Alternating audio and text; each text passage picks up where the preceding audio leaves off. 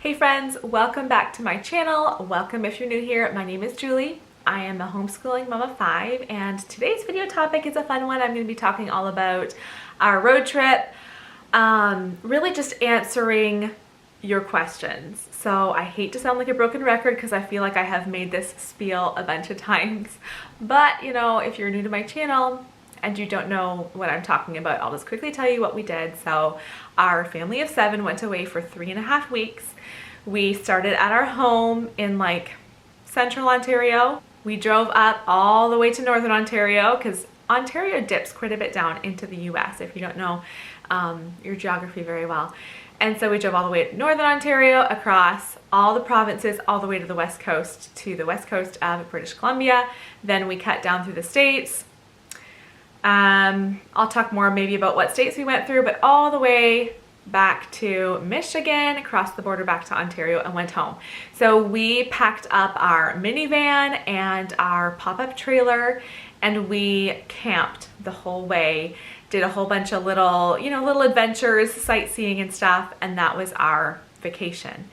So we got home and I asked here on YouTube if you guys had any questions to leave them in the comments in one of my videos. I did say in that video that I was also going to go on to Instagram and ask questions there, but you guys delivered a whole lot of questions. I never ended up going over to Instagram and asking. So these questions are just all in my YouTube video.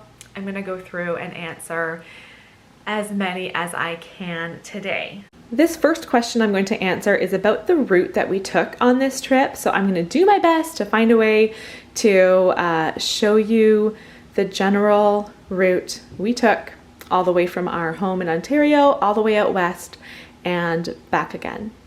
Is there a place you stopped that you wish you could have spent more time exploring? And to that I say absolutely. Just about everywhere we stopped I could have stayed for longer. So like I said, we did this trip in 3.5 weeks. I think like another week and a half would have been like maybe the sweet spot. I mean, we couldn't have taken longer with Andrew's time off work and everything. Like that's what we had to do. And I think it was enough time, but a little bit longer would have given us a little bit more freedom. We also could have taken 2 months to do this trip. And I think we still likely would have wished we would have stayed longer at certain spots. But specifically, I guess I would have liked to spend more time at Yellowstone National Park because we really enjoyed that and only got to see a small portion of the national park. So when we got there, I think we spent $35 US to park, which was a bit because we were only there for 1 day. I mean, nothing crazy expensive, but we were only there for 1 day. But when we paid for that pass, it was like, this is a pass for a full week. And I was like, we totally could have done that. I mean, we didn't have time, but you know what I'm saying. We wouldn't have gotten tired of it if we could have gone back for 3 or 4 days. I did not realize how huge Yellowstone National Park is. And so we kind of cut through. I think we did, okay, hold on a second. I should remember. I think we went west to east, but I'm just doubting myself. Like, did we go south to north? Anyways, whatever it was, we only saw a small portion of the park, and I would have loved to see more. I would have loved to spend longer in the Badlands exploring there. I would have loved to spend more time in Alberta in the mountains because we went through there pretty quickly and it happened to be a rainy day, so I didn't get to enjoy the Rocky Mountains in Alberta as much as I would have liked to either, but there were so many good places we saw, so many fun things that I would have loved to spend more time in. The next question is, how long have you been saving and planning for this trip?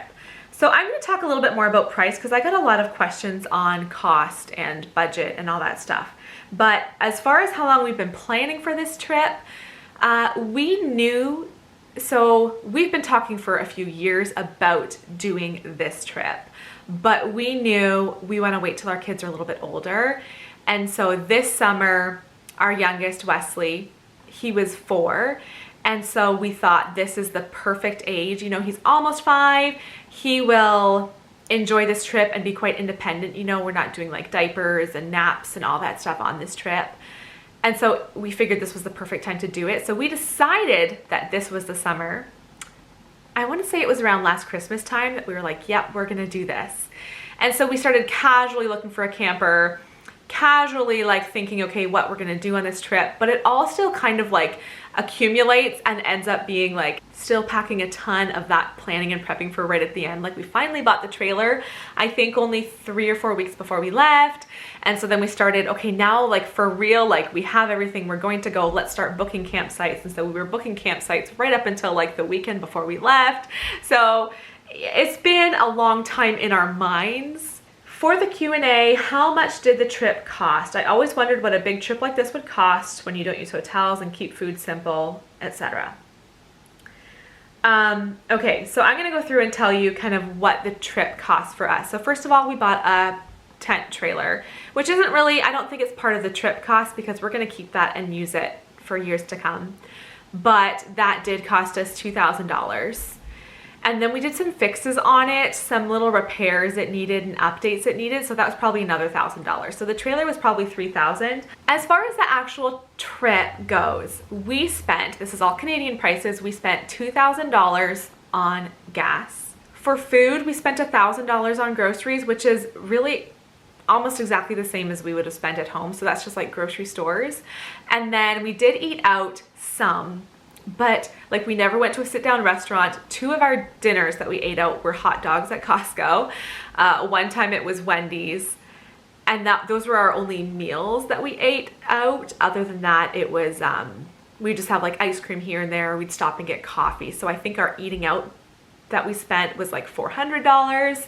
And then for the campsites, I wanted to add this all up before the video, but I didn't get a chance to. Andrew booked all the campsites and he's not quite as organized as me, so he didn't write down all the prices, so I need to go back and look at it all. But we did end up sleeping at a campsite for 21 nights. So 2 nights we were with family as we were gone, so 21 nights at campsites. And the average campsite was like between $60 and $70. If I am correct on that pricing, it was like $1,500 at the most we spent on the campsites. Other than that, so Andrew and I were just sitting down last night actually talking about the pricing, because I was telling him like I had added it up and it was about $700 that we spent in all on any like touristy thing. So this is like parking, this is the souvenirs we bought, this is like entrance to the national parks, this includes going to a zoo for a day, which was like $250. This includes, what else did we do? Oh, we went to a hot springs to go swimming one day. So all of those like touristy things in total was $700. All that was like packed into this one trip, but that was all we did this summer. So usually in the summer I get a season's pass to go to this like ranch play place around here, which is like $200. Usually we go to a fair, usually we go camping, or we'll go to the zoo. There's different things we'll do around home, and we did like nothing all summer. So that all we did was this trip. And so that $700, again, I think that's pretty affordable. Did I include everything? So $2,000 for gas, about $1,500 for camping, about $1,500 for food, and then $700 for souvenirs. How did the amount of clothes you all packed work out for everyone? I think it worked really well. I don't even think, there were a couple of like mistakes I made for myself. Like everybody brought 1 pair of running shoes and 1 pair of sandals on our trip. Everybody else brought like Crocs and flip-flops, but my sandals I brought were Birkenstocks. And then like the first night we're at a campsite, we're going into the showers and I'm like, I didn't bring a pair of shoes that I can wear in the shower. Everybody else could wear their sandals. And so I ended up buying myself another just cheap pair of Walmart slides so that I could have a pair to shower in. But I think the clothes in general worked very well. Was Banff what you imagined it would be, or was it too touristy? So it was very touristy, and it wasn't what, I think it is what I expected, but like I said, it was raining when we were there, and it was smoky when we were there, so it wasn't as beautiful as I know it actually is. Now, all that being said, I have been to Banff once before, and I've seen how beautiful it is. It just was a little bit of a downer when we were in that area on this trip. Another question, did you see some things in Washington that you'd seen as a kid and got to share with your husband and kids during this trip? So I was born in British Columbia, like lower mainland British Columbia, just minutes from the US border. And so we as kids went to the US all the time, like weekly. We would go across the border just to buy our dairy or to buy gas or whatever was cheaper in the US. We would just cross the border to do that. So I had been to Washington State many times. So when we crossed into Washington this time, we did one stop that I was like, we have to do this for old time's sake for myself. And that was to go to Edeling Dairy, which is I think it's a family-run dairy store. And so we got ice cream there. We all got ice cream cones. It's nothing really like fancy or special, but it was just the memories for me. And so that was fun to take the family to. This question is, I'm not doing this right now, but top 10 favorite places from our trip, or what worked and what didn't on our trip. Okay, I think I'd missed that question. I am gonna have to maybe do that in the future, but I can't do that off the top of my head or include it in this video. I can't wait to see footage you took. Where would you like to go back to the most, and where would you like to travel to next? Those are excellent questions. So where would I like to go back to? Like I already talked about, I definitely want to go back to Yellowstone, the Badlands, that area, like Montana, Wyoming, South Dakota. I would love to go back and spend a much longer time there. I would love to do that. Where are we going to travel next? That is a great question, and I don't know. I have a few things on my mind. We have a few options. And before we had taken the trailer out this summer, we had never done this before. And so I didn't really know what to expect. But after having a very successful trip, we got home and we're like, oh, okay, it just feels like this whole window of opportunity has opened to us. How many more trips like this we could take. Like, we could do this. This is totally doable and cheaper with being able to camp and not, staying at hotels or Airbnbs and such. So where are we gonna go next? I would love to go down to Florida. I've never been that far south, and I just think that would be a great trip with the kids. I also would love, so by the time we were getting to Michigan and crossing the border into Ontario, I was like, honestly, I could keep going. I would love to go all the way out the East Coast. I always forget what it's called. The New England states, cut up into Canada there. I have been to those provinces in Canada, like I've been to Nova Scotia, New Brunswick, Quebec, but I'd love to go to any of these places I haven't been before. I love just going to new places. So I don't know what we're gonna do, but it is fun to think and dream about the options of what we could do next. My question is, where did you end up staying as far as the camper situation? I think you probably mean like where did we park our camper each night? So in Canada, we stayed at one KOA, and then other than that, we were always at either national parks or provincial parks. So Ontario has a lot of provincial parks, as does BC. I think all of the other provinces, we stayed at national parks. And then when we crossed the border into the US, I believe we did a KOA every single night. We were able to get a discount by booking so many KOAs, and there are just way more KOAs in the States than there are in Canada. And so that was fun because you kind of knew what to expect when you went to them, because the KOAs they all run similarly. Did someone stay at your house or at least check on it while you were gone? Yes, so my sister doesn't live far from me, and so I gave her our house key, I gave her our mail key, and so once a week she checked our mail, brought it into the house, so at least she was like stepping foot in the house and making sure like everything's good. There's not like a big flood or anything like that. I also did tell our neighbors like, hey, just so you know, we're gone. So if you see anything suspicious, I am away. So text me, let me know. Will you be doing something special to preserve the memories for your family? A video, a photo book, etc. I actually read this comment and think that this is a great idea, and I think I am gonna do that. So I have made a couple of vlogs of the footage I took, and so I have those memories all in, one big edited video form. But I would love to print out a photo book. So we have a lot of pictures, like, doesn't everybody, like tons of pictures on the computer, but I love having an easier accessible option. Like the kids can just pick up this photo book and see all the memories from our trip. So I would love to compile something like that. That is on my to-do list now because of your comment, so thank you. While in the pop-up, did rain get in through the canvas? Or could you hear a lot of noises at night? Okay, no rain got in, thankfully, because we did have one night that poured. Other than that, we had great weather. Now, before we left on our trip, when we set up the camper for the first time, we kind of experimented with it, and we did have a good rainfall and it poured inside the camper. So we did have to seal up a couple spots and just kind of figure out how to put the camper level so there wasn't like rain like pooling on the top.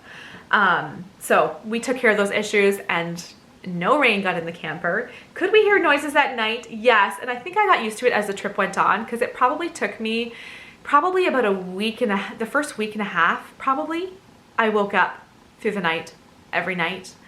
I was just like hearing something. Like one night there was a baby crying in another camper. One night we were close to an airport and could hear airplanes. A couple of nights we were like closer to a main road, and we could hear like trucks driving by in the middle of the night. I think I got used to that, even like the birds and the wind and all that, because essentially you're in a tent. So as much as, you know, you're up off the ground, and I mean, I like it like way better than tent camping, like way better.